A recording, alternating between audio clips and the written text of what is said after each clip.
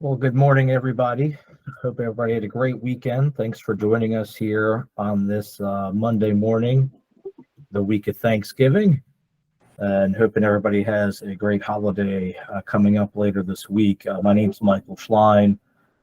I'm the Division Administrator for the Charities and Legal Services Division at the Secretary of State's office. One of the things our division is responsible for is notaries public. So application process and conveying this information we're going to talk about here with you regarding remote notarial acts.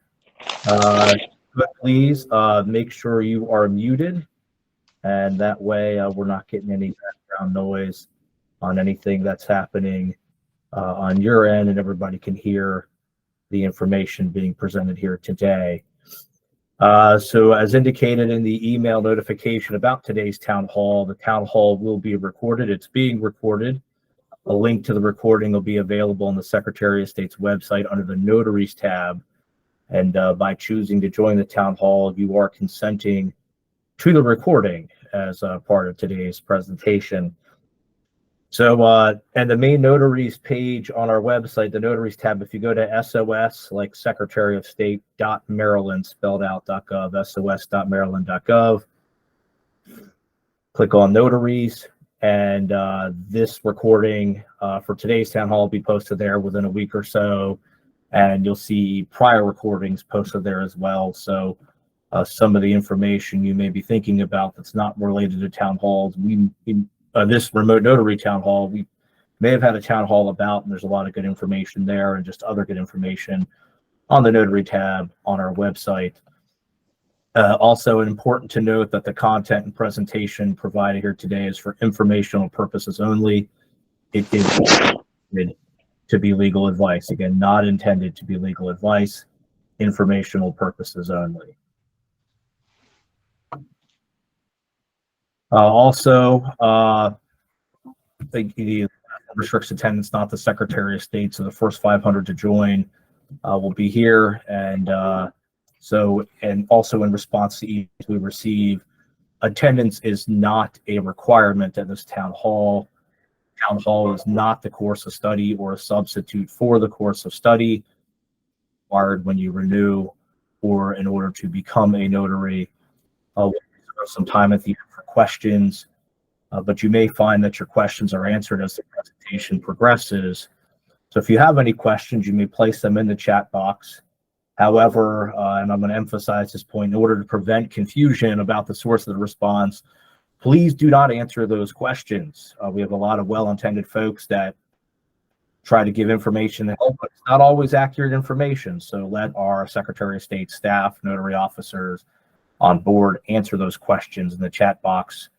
I see some of them get answered as the town hall goes on. Some of them we might save to the end because they may be a question that is asked several times or that we think is good to discuss at the end of the presentation.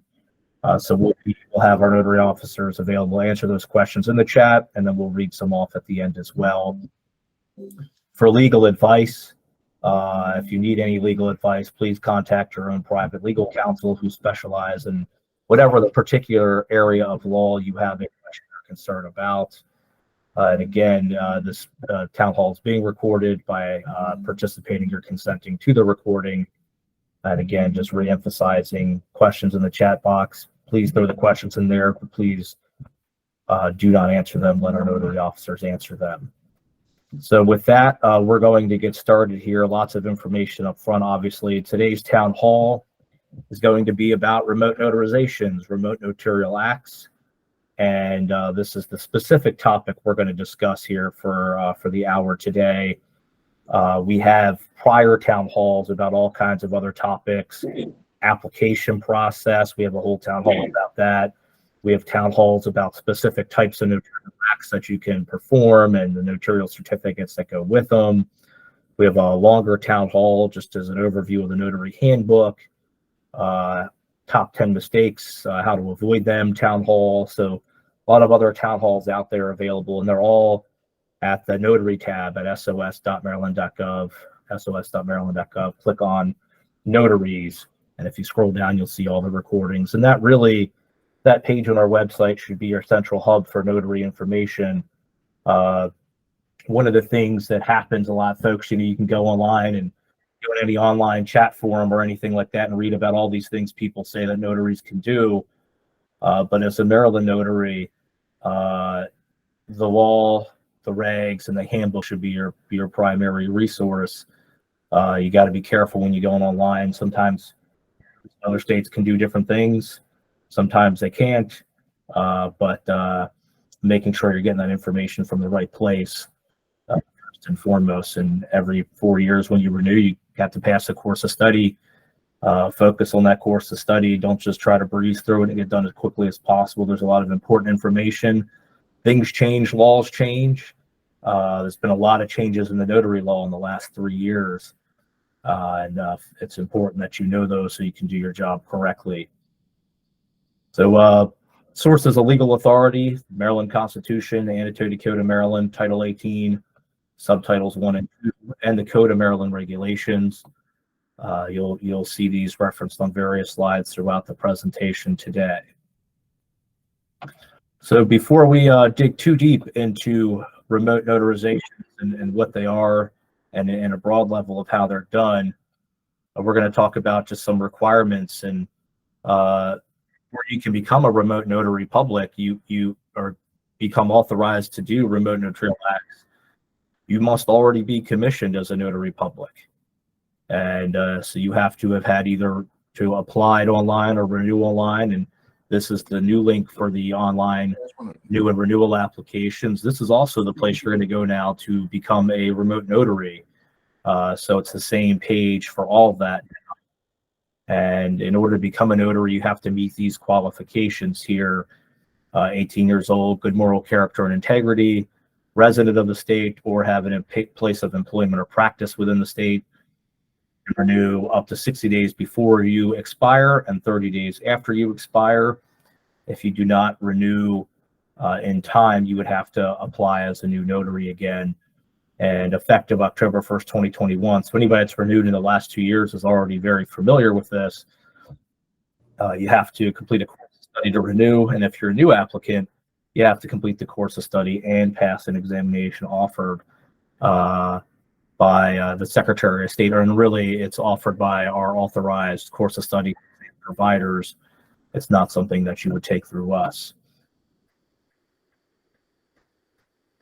So in order to do remote notarial acts, there's a notification requirement. The way the law is written, you have to notify us that you're going to perform remote notarial acts and of the technology that you intend to use to perform those acts. So we have created a form for that, and it's now actually an online form as well. Last year when we had this conversation, it was a paper form.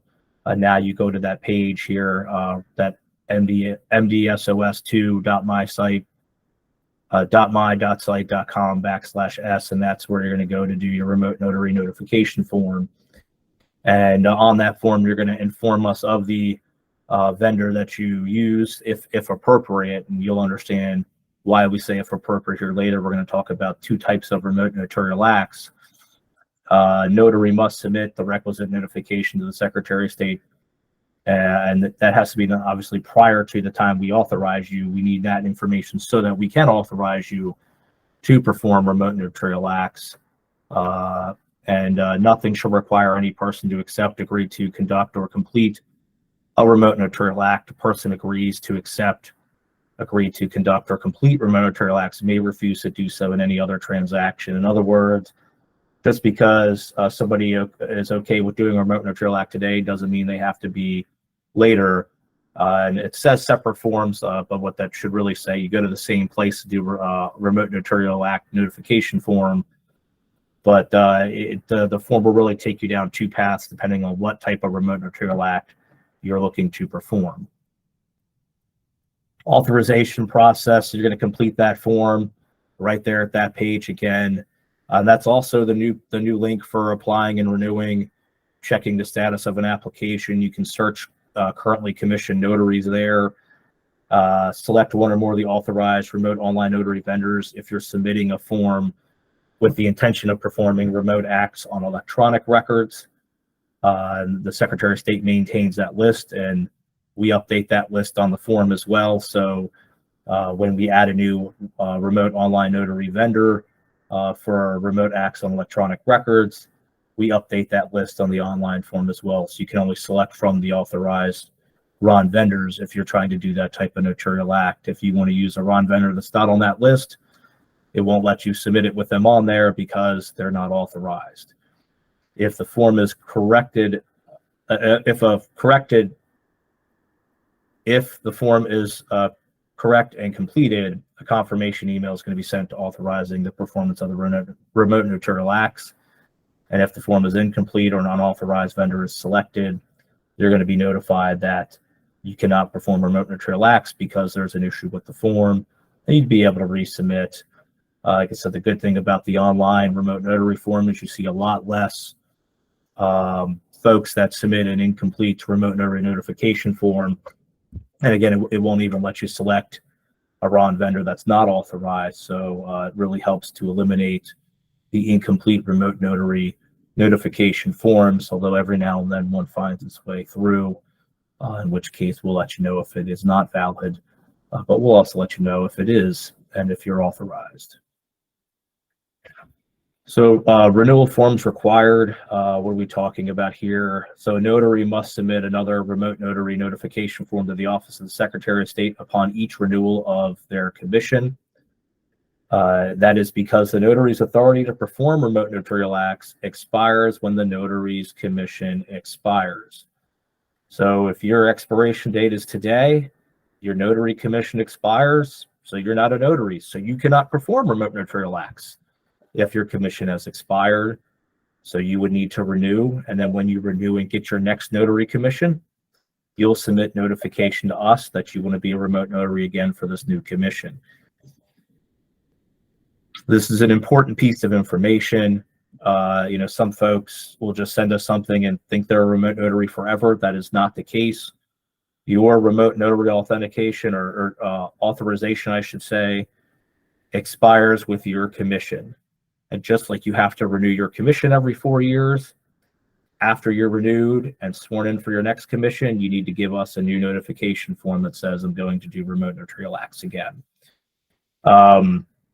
We've run into situations where, and I won't harp on it too much or emphasize it too much because I don't want to get folks confused. But if you remember at the beginning of the pandemic in early 2020, we had some emergency guidelines that allowed remote notarizations prior to the law going into effect that we follow today. Every now and then I'm still running into folks that think that what they were authorized to do back in April of 2020 is still valid today, and that's not at all true.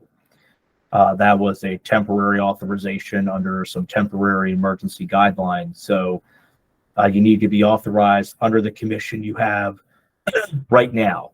So if you became a remote notary and you have since renewed, you would have had to also let us know again that you're going to do remote notarizations under that new commission. So notaries authorized to perform remote notarial acts may cancel their authorization by submitting written notice to us. So if you're authorized as a remote notary and you decide you don't want to do it anymore, you could just not do it, or you could let us know, hey, I'm not going to do remote notarial acts anymore, and we'll take that they kind of call it a label off of your record, so we'll know that you're not going to do that anymore. So if you no longer want to be authorized, you can let us know. So performing remote notarial acts, the Secretary of State may not authorize a notary to perform traditional or remote notarial acts if the person submits a notary application containing a substantial and material misstatement or omission of fact. A notary cannot represent they can perform remote notarial acts if they are not authorized to do so. That second point's in bold. It's important to emphasize that you cannot say you're a remote notary if you're not authorized as a remote notary. And again, where we run into this situation is what we talked about on the prior slide, which is that maybe you were authorized on your old commission and you never bothered to update your new commission status to allow for remote notarial acts. And again, I'm not saying that that's not an intentional act usually, but need to know that you need to do that. So You cannot say you're authorized if you're not. You can't perform notarial acts if you're not authorized to perform said remote notarial acts. So make sure that we're getting our notification forms in a timely manner, make sure they're accurate. Again, the online form is kind of helpful with that, because you can't submit something if you didn't finish it. But you also need to make sure the information you're giving us on it, on that remote notary notification form, is accurate.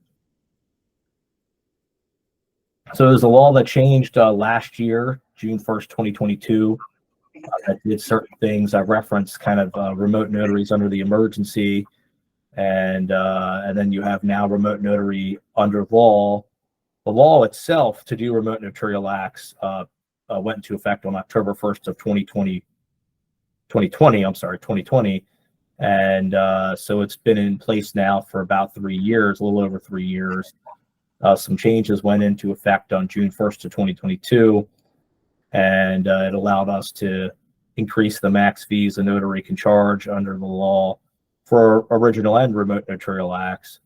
It also repealed an exception to remote notarizations that applied to wills and trust instruments. So there was a point where you couldn't remotely notarize a will or a trust. That's no longer the case. You can remotely notarize anything. It's the same as being a regular notary public, except you use the remote technology to notarize for folks remotely instead of in person. And again, we're going to talk about more specifics here a little later on. Clarifying when credential analysis and identity proofing are required, established requirements and procedures for remote notarial acts involving a tangible record. So you have electronic records and tangible records that you can remotely notarize for now. Specified certain procedures under which the notary may administer an oath or affirmation to remotely located individuals, and authorized us at the Secretary of State's office to adopt regulations prescribing methods for reasonable confirmation of a tangible record, and clarified communication technology requirements applicable to remote notarization. So these have been in effect for a little while now, but still wanted to point them out. Again, a lot of changes in notary law in the last 3 years. A lot of times folks will tell us, I've been a notary, Mike, I've been a notary for 20 years. I know how to do this.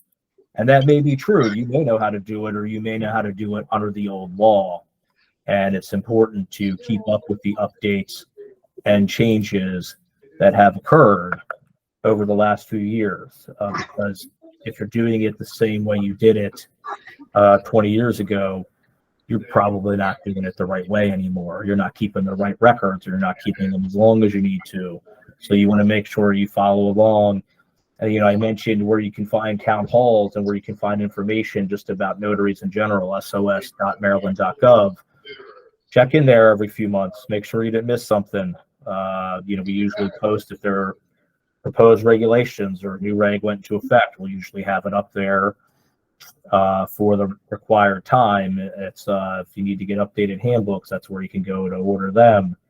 If you need to apply or renew, that's where you go. And we have information about that application and renewal process, so you can find it.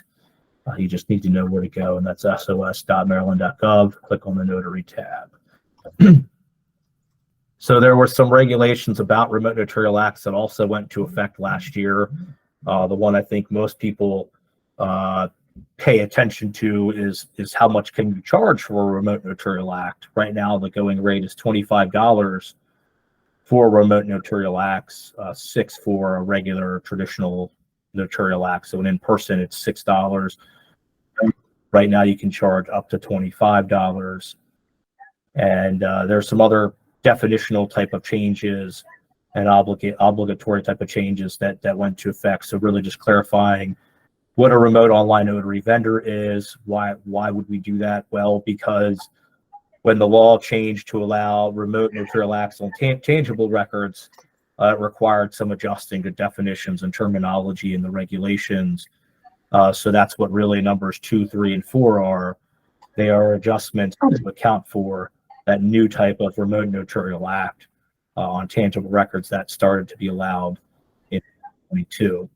Clarifying obligations of when using communication technology applicable to remote notarial acts, to clarify that a remote notary notification form must be submitted to perform remote notarial acts for tangible records, not just for electronic records, but now for both electronic and tangible record remote notarial acts, and requires a notary to acknowledge their responsibilities in performing these types of remote notarial acts. So you'll see, kind of check the box before you sign and submit the remote notary notification form.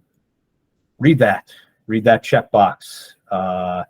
You want to know what you're signing up for, right? And it's important to read that. And they know, in today's world, we just kind of think, oh my, I got to do the form, I got to get in quick, and I got to move on to the next thing. Everybody's in a hurry, right? Life moves fast, and you're just thinking, here's another darn thing I have to read online before I can use something. Well, it's an important responsibility you have as a notary public, and as a remote notary, or as one authorized to do remote notarial acts. Make sure you're reading those check boxes and you know what it is you're acknowledging and what it is you're signing up for, because you're held to those standards. And when you take that acknowledgement and you submit that form electronically, we're assuming you know what you acknowledged, and you're going to be held to that standard. So you want to make sure you read that and then know what it is you are actually signing up for when you're doing remote notarial acts. Notaries in general too, don't get me wrong. But we're talking specifically about remote notarizations today, so emphasizing that point. Folks will often say, well, what do I do? What can I do remotely? Well, the same thing you can do when you're not being a remote notary. In your traditional functions of the notary, where you're notarizing documentation that's in front of you for people that are in front of you, same thing. You can take an acknowledgement, verification on oath or affirmation, witness or attest to signature, certified copy of a item that was copied, certified copy of an electronic record that's been made into a tangible record, protest of negotiable instrument. So your same powers for traditional in-person notarial act are your same powers for remote notarial acts. The key here, the difference really isn't what your role as the notary public is, it's the medium by which you conduct the remote notarial act. For remote notarization, instead of being in person and standing in the same room with each other, like you've done since notaries public was a thing, now you can do this remotely. So we're not in the same physical presence together in the room, but we're in presence together using this remote technology that allows you to identify people, watch them sign, administer oaths and acknowledgement, affirmations, etc. So the technology allows you to do it from different locations in the world. Notary must, although I'll clarify this later, we'll talk about it later, but as I say, different locations in the world. The Maryland notary needs to always be in Maryland when they're notarizing. So your authority as a Maryland notary ends at the borders of the state of Maryland. So you must always be physically present in Maryland when you're acting as a Maryland notary, even if you're doing a remote notarial act. As you'll learn here a little later on, the signer, whoever you're notarizing for, doesn't have to be in Maryland. They could be anywhere in the world or in anywhere. But the notary has to be in Maryland when acting as a Maryland notary. So the notary, same thing as a traditional in-person notarial act, you must always identify the person requesting the act. Every time you need to identify them, every time. And you have this similar types of identification methods when performing remote notarial acts. You have the standard you should seek to achieve every time, which is government issued identification. So passport, driver's license, consular ID, government issued non-driver ID card. There's other forms of government ID that are issued that contain the signature and photograph of the individual and is satisfactory to the notary public. The key here again being government issued identification.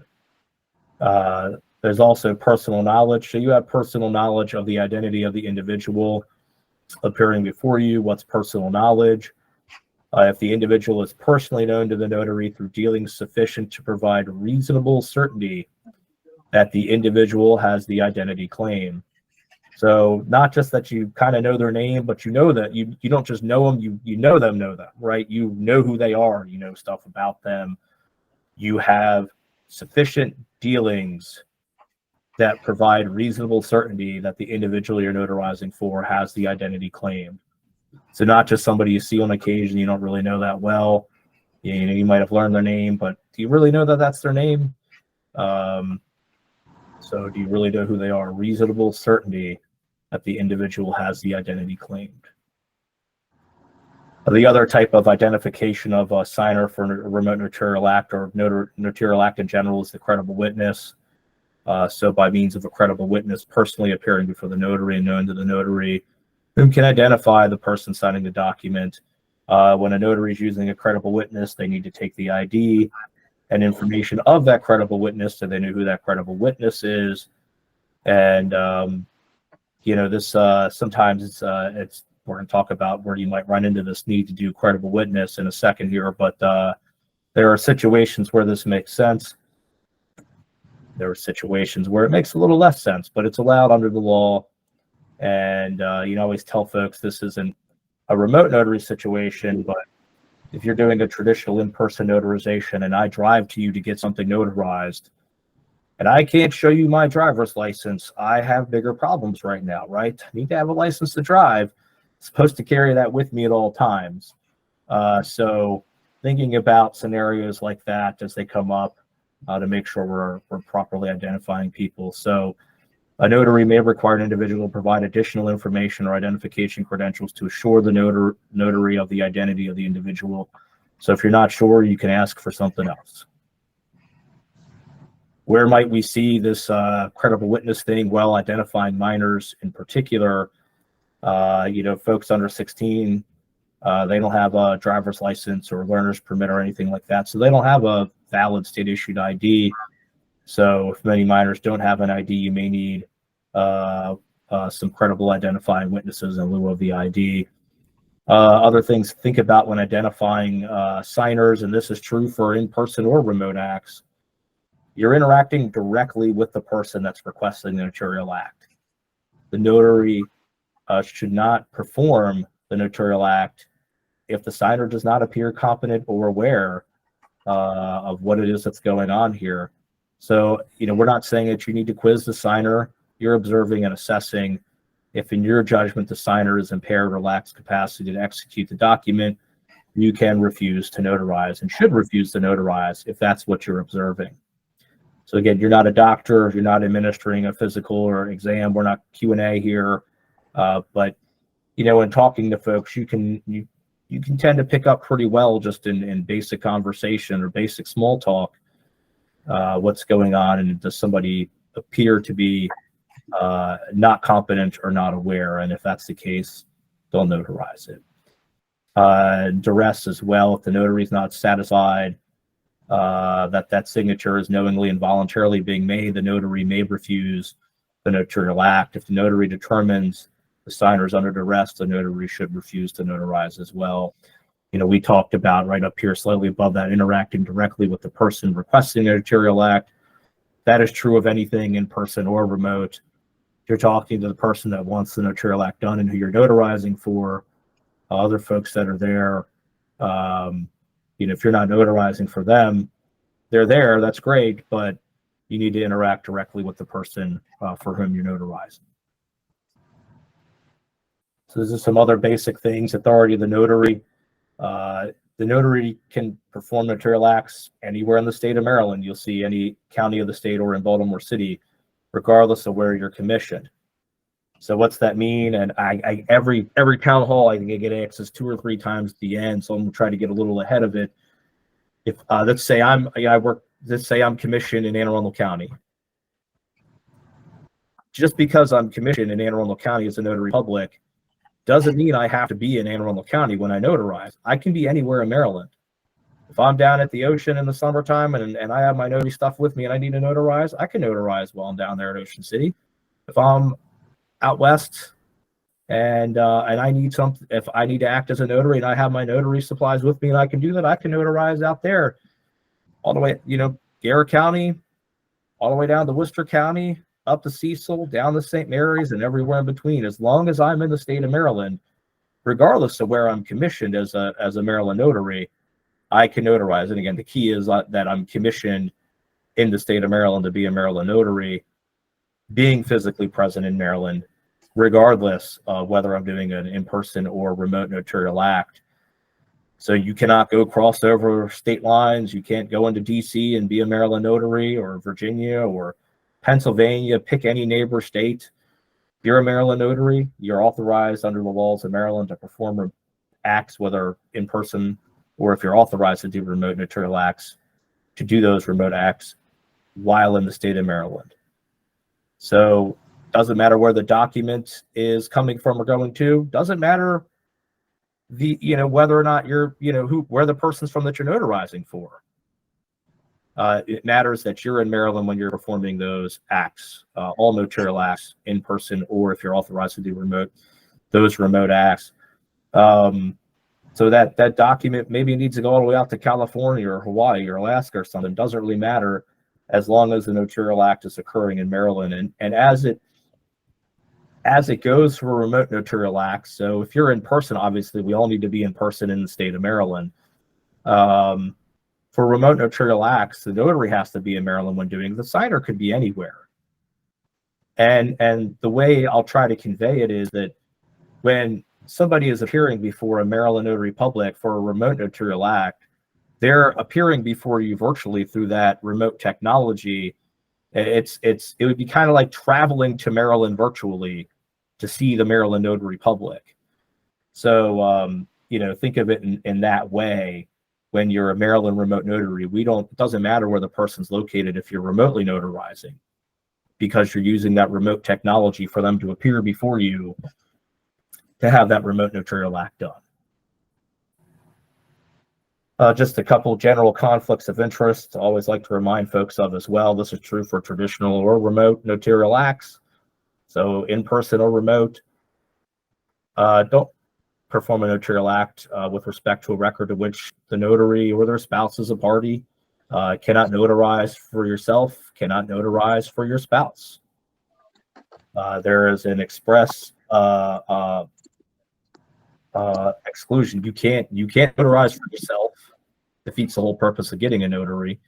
And you cannot notarize for your spouse. You're under a legal duty to refrain from notarizing for yourself and your spouse. For other immediate family members, you may not be under a legal duty to refrain, but you should stay away if it's for family. Regarding any matter in which you're personally involved, even if indirectly, you should stay away. We get complaints about notaries public. I don't know the exact percentage, but I bet you about a third of them to half of them involve notarial acts that involve family members with and against each other.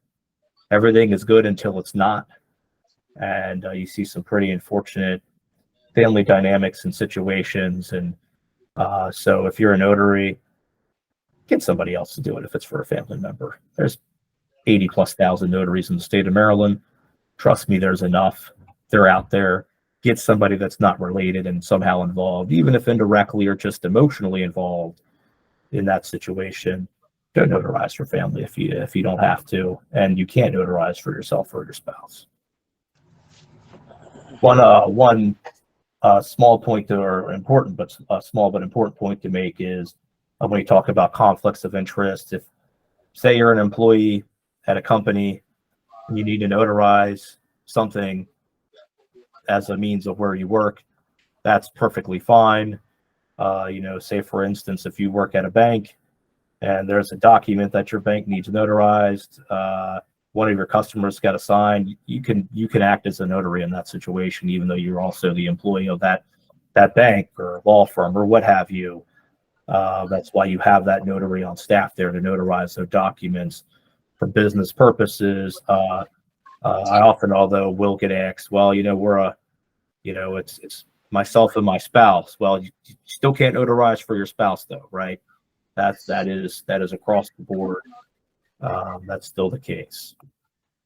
A few other restrictions. Really, this gets into don't provide legal advice unless you're licensed as an attorney in Maryland, right? So being a notary does not authorize you to assist in drafting legal documents or give advice or otherwise practice law, or to act as an immigration consultant or represent somebody in a judicial or administrative proceeding. You're a notary, you're authorized as a notary. You want to be authorized to practice law, go get licensed to practice law. It's a separate thing. So if you're licensed to practice law, of course you can practice law. But if you're not, you're a notary public, but not licensed to practice law, you're not an attorney licensed by the bar in the state of Maryland, don't practice law in Maryland. And a few terms about deceptive acts and here at the bottom of the slide. In other words, don't purport to be something you are not. So specifically about remote notarial acts.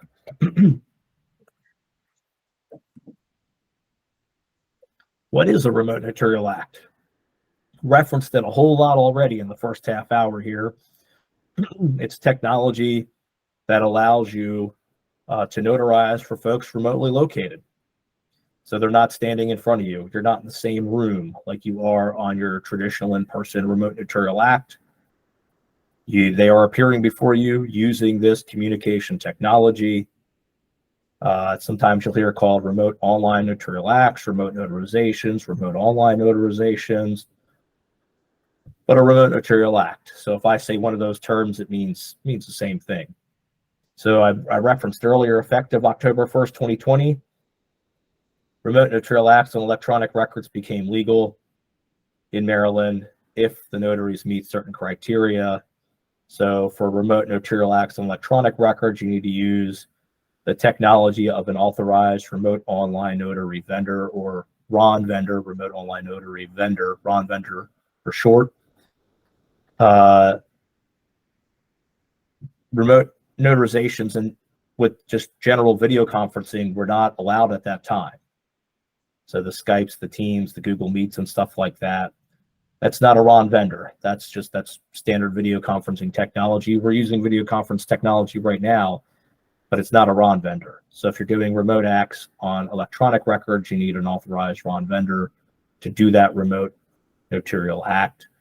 Effective June 1st, 2022, remote notarial acts on tangible records became legal in Maryland, and video conferencing technology may be used to perform remote notarial acts on tangible records. And we're going to talk a little bit about that here at the end of the presentation.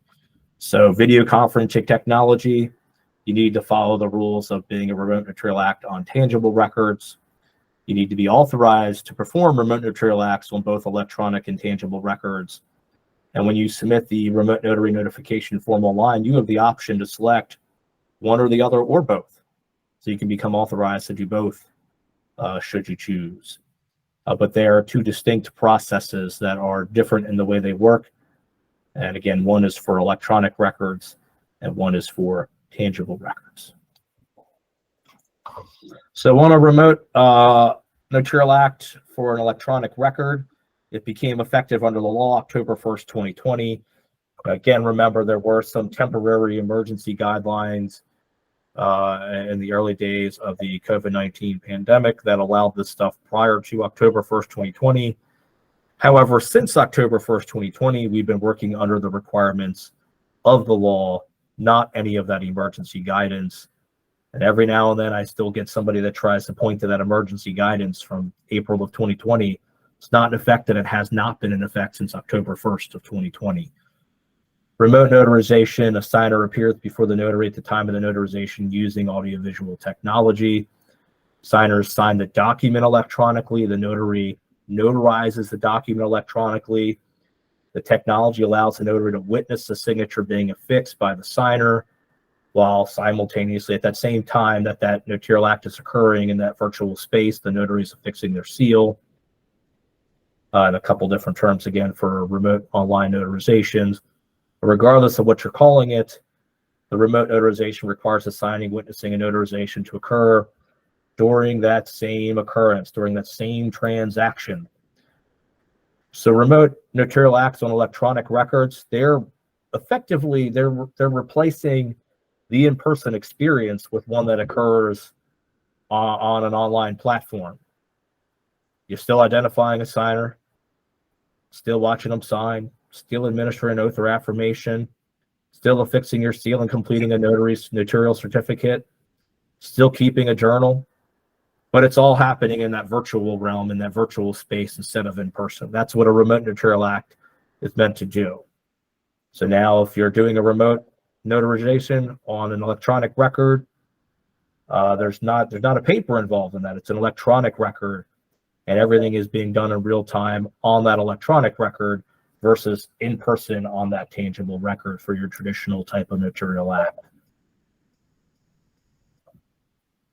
So we did have some again, I mentioned changes earlier to the laws about just notarial acts in general, but also remote notarial acts. So there was a time where remote notarial acts could not be performed on a will or a trust instrument, and then effective on June 1st, the will or trust instrument could be remotely notarized. So any form of documentation can be notarized using these services of remote notary. And again, what are you doing as a remote notary?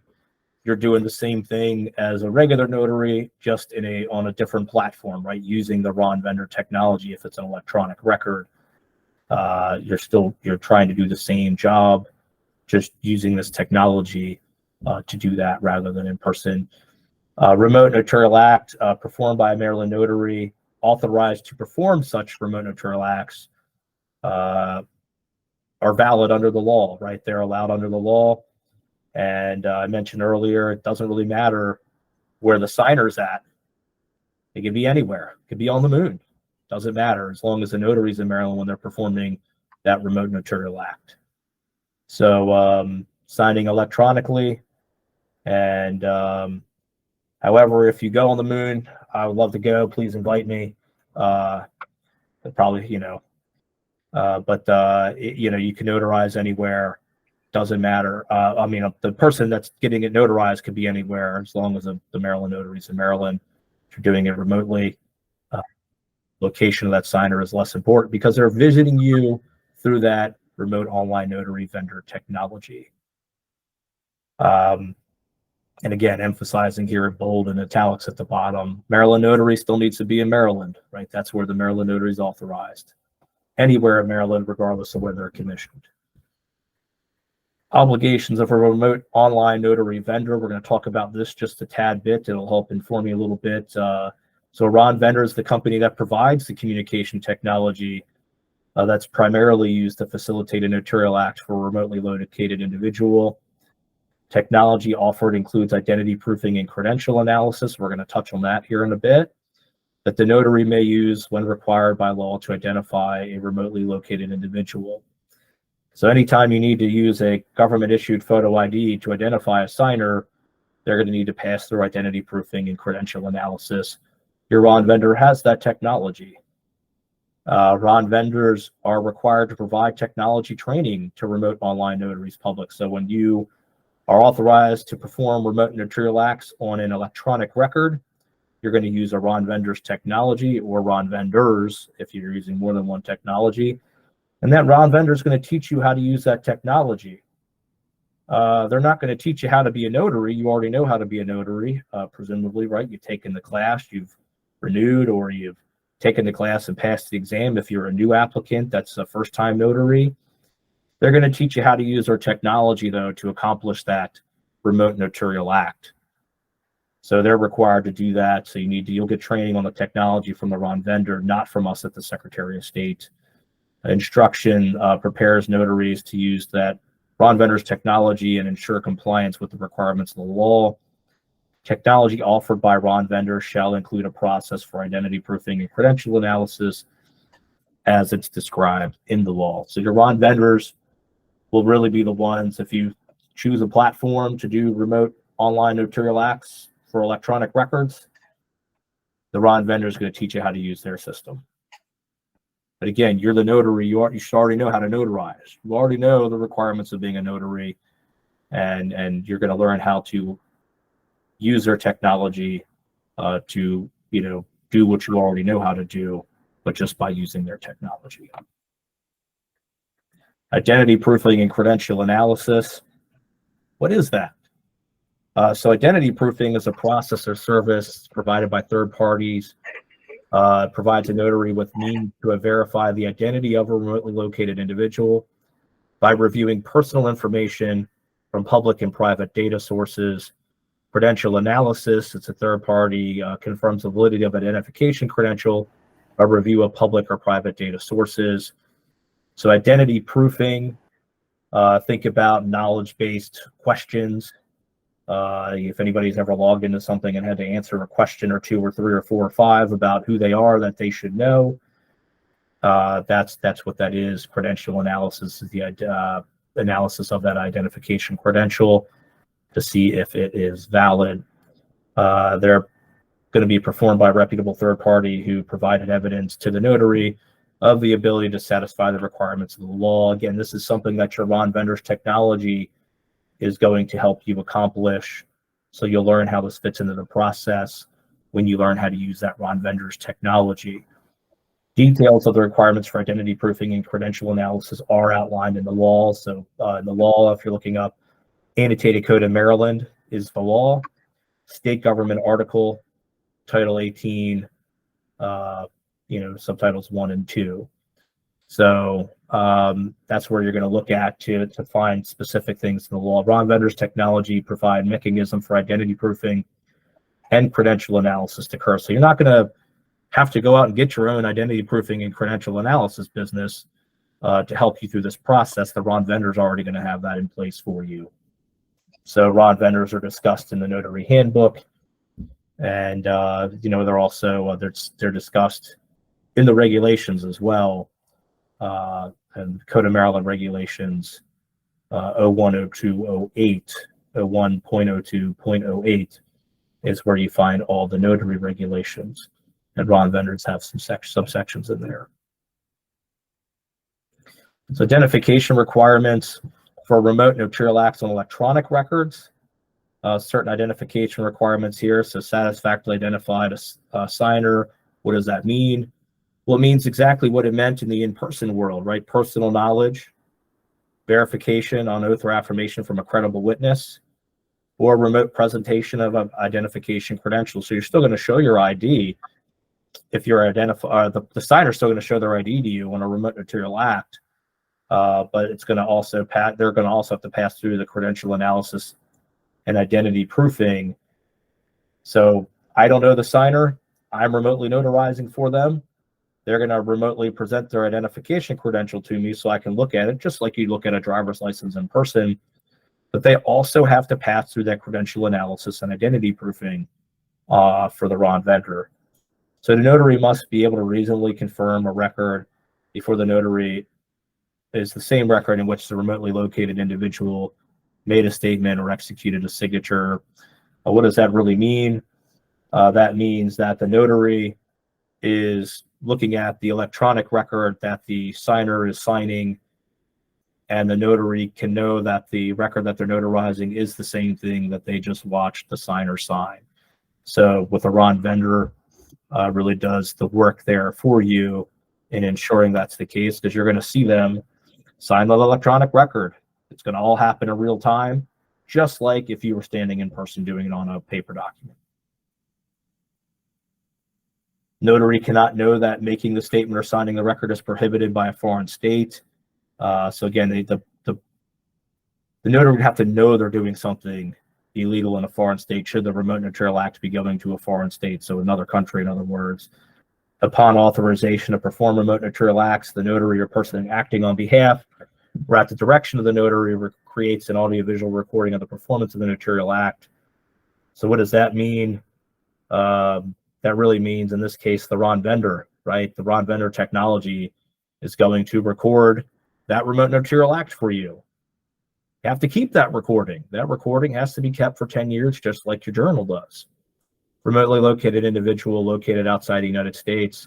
So if you got somebody you're remotely notarizing for and that person's not located within the United States, that record that you're notarizing for them must be filed with or relate to a matter subject to the jurisdiction of the United States, or involve property located in territorial jurisdiction of the United States, or involve a transaction substantially connected with the United States. So if you're notarizing for somebody that's not located in the U.S. and you're doing a remote notarial act, it needs to fit into this standard here: subject to the jurisdiction of the U.S., involve property located in the territorial jurisdiction of the United States, or involve a transaction substantially connected with the United States. Storage of audiovisual recordings, I just hinted at it right there on that last slide. Ron, remote online notarial acts, the recording must be kept for a minimum of 10 years. So you do a notarial act today remotely. So remote notarial act is conducted today.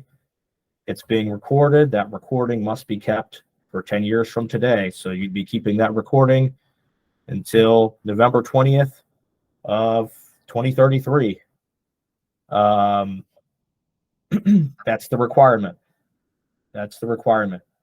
The notary shall retain a journal and any audiovisual recordings in a device that protects the journal or audiovisual recordings against unauthorized access by password or cryptographic process.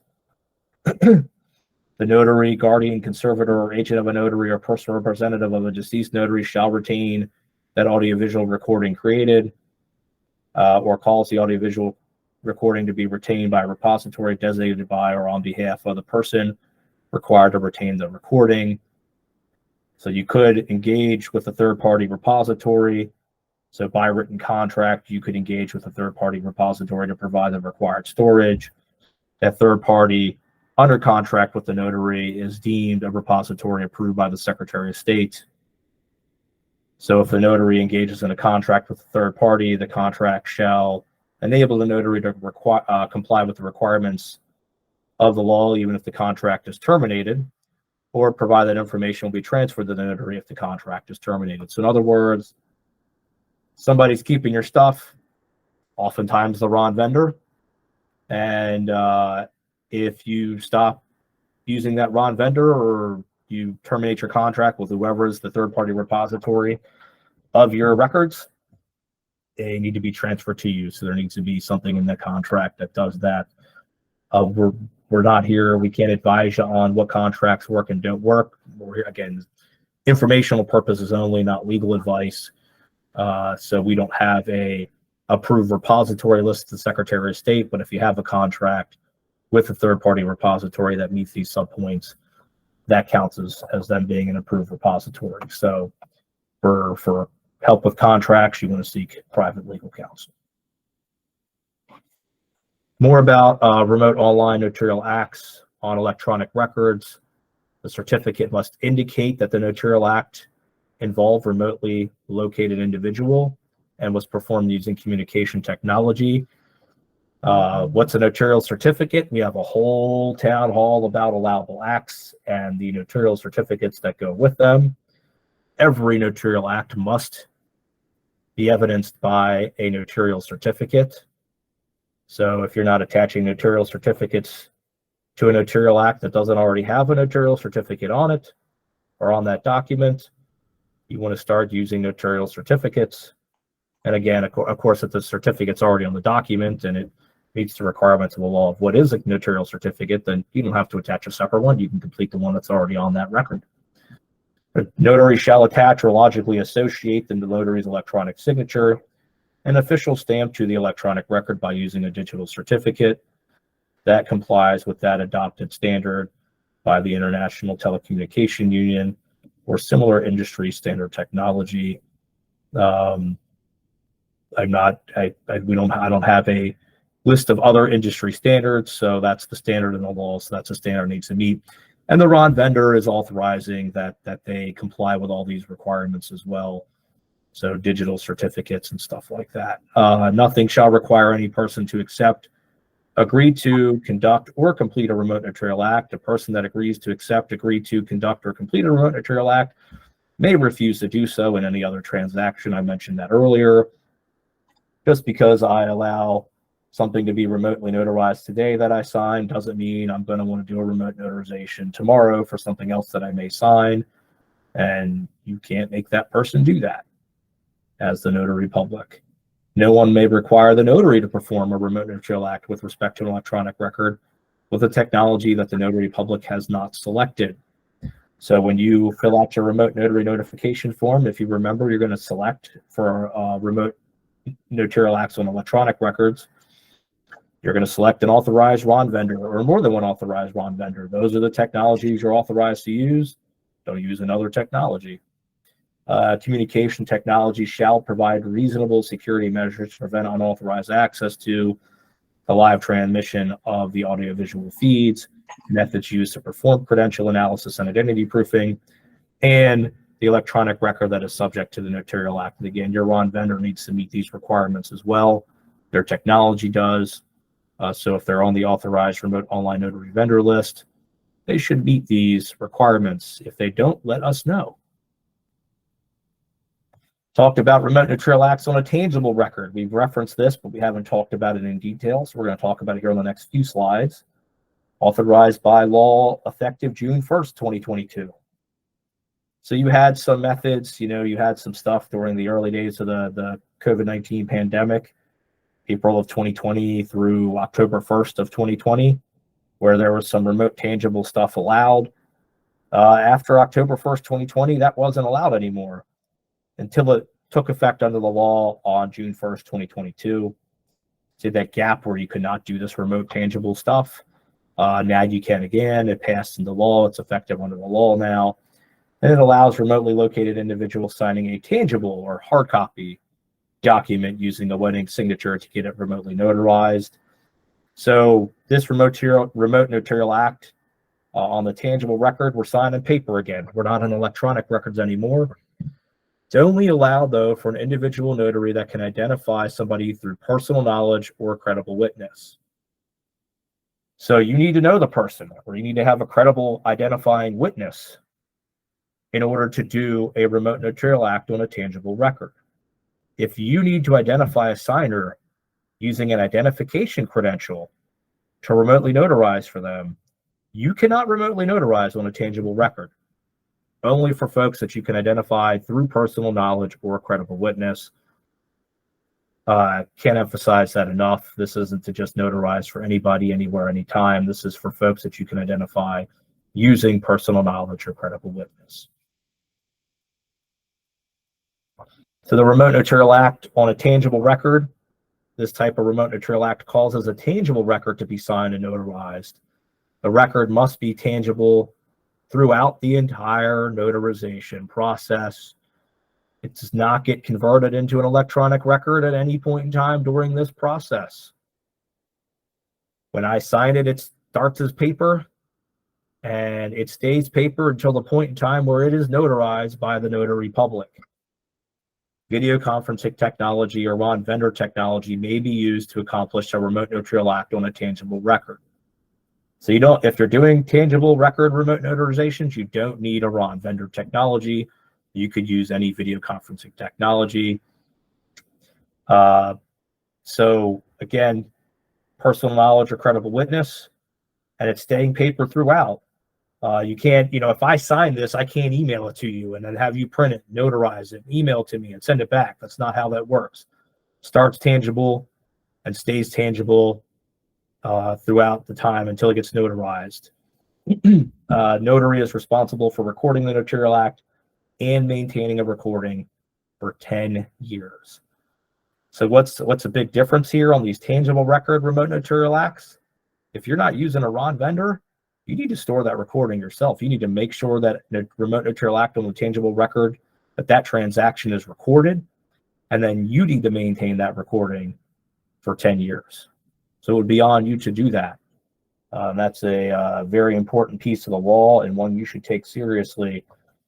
10 years for the recording, just like it's 10 years for your journal now.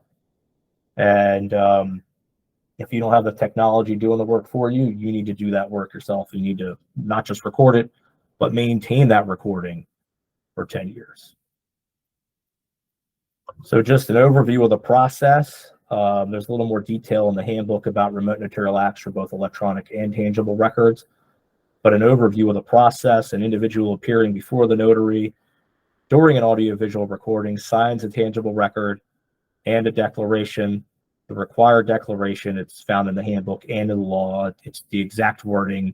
The wording from the handbook is pulled directly from the law.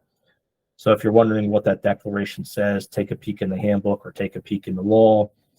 But that notarial certificate that they're going to sign, or that document, that record they're going to sign, also needs to include a declaration about the remote notarial act on a tangible record. If the notary administers an oath, affirmation, or acknowledgement to the individual appearing before the notary must take the oath, affirmation, or acknowledgement as part of the required recording. So if somebody's swearing to the truth or something, you're giving them the affirmation or the oath. If they're acknowledging something constitutes their act and deed, you're giving the acknowledgement to them on the recording. So it should be on the recording that is happening. The individual that signed the record must send a tangible record and declaration to the notary no later than 3 days after the notarial act was performed. So it must be sent to the notary no later than 3 days after the notarial act is performed. Folks like to ask me how it can be sent. Just remember, it needs to stay a tangible record until it's notarized, right? From beginning to end of the notarial process, it's a tangible record. So it can be sent in many ways. It just cannot be faxed to them or emailed to them, because now it's an electronic record, and we're not notarizing electronic record. We're notarizing a tangible one. It needs to stay tangible. After receipt of the tangible record and declaration, the notary must reasonably confirm the tangible record received is the same record from the audiovisual recording and execute the certificate required by law for a remote notarial act on the tangible record. The required certificate is found in the notary handbook and in the law. So again, the wording is there for you to use. It's in the law, it's in the handbook. Pull it right from there. Again, in this process, it's tangible all the way through. You know, how do you reasonably confirm that a record received is the same as a tangible record? You know, when you're notarizing a document, you're watching somebody sign that document, and you should be able to see that document on the recording. And then you have that recording to fall back on to help you verify that is the same tangible record from the recorded audiovisual recording. We don't get into a specific process on how to confirm, but you need to confirm that the tangible record received is the same one that you watch them sign and are going to notarize for them. So before we get into any questions here, I just want to get our contact information up. This is the main information, contact information you want to have to get a hold of the Notary Division. 410-974-5521, DL_Notary_SOS@maryland.gov. These are your main hubs for contacting folks and getting a timely response. If you call somebody and we don't answer, probably on the phone with somebody else, leave a message. We'll get back to you usually pretty quickly. Within the same day, if not the next day. Usually, very rarely is it a second business day that it takes to get back to you. Same with email; it's the same basic thing. It's answered on the regular, same business day or next. Usually, very rare that it's a second business day that it takes us to get back to you by email. Those are the places you want to go to for timely responses to notary questions, things specific to notaries. That town hall email that you receive, it's really for questions about the town hall, the recording, and where to go and stuff. If you got a notary question, go to that phone number, go to DL_Notary_SOS@maryland.gov. Those are your places. And again, SOS.maryland.gov, SOS like Secretary of State, .maryland, spelled out, .gov, G-O-V is our website. Click on the tab for notaries, and that's really your main hub where you want to go to find valid notary information and find it from us, from the source, from the state. It's where you can order the handbook. You can look at FAQs. It's got a process for how to apply and how to renew notary commissions. One thing folks ask a lot is, I've taken the class, what do I do next? Send in your application with the certificate to apply or to renew. It says that in the class too. But folks always they take the class and they forget to send us the application and attach that certificate. So make sure you apply after you take the class, or after you take the class and pass the test if you're a new applicant, and send us those certificates as part of your notary new and renewing application. So I'm going to pause here for a second. Carrie Ann, you with me? I am. I'm finishing it up with a All little right. chat here. Well, will hang on for a second as you're doing that. Everybody, I appreciate you attending today. We're gonna fall into questions here in a second, but just a reminder that this town hall was recorded. Your participation was a consent to that recording. This town hall is also for informational purposes only. It is not intended to be legal advice. The recording from this town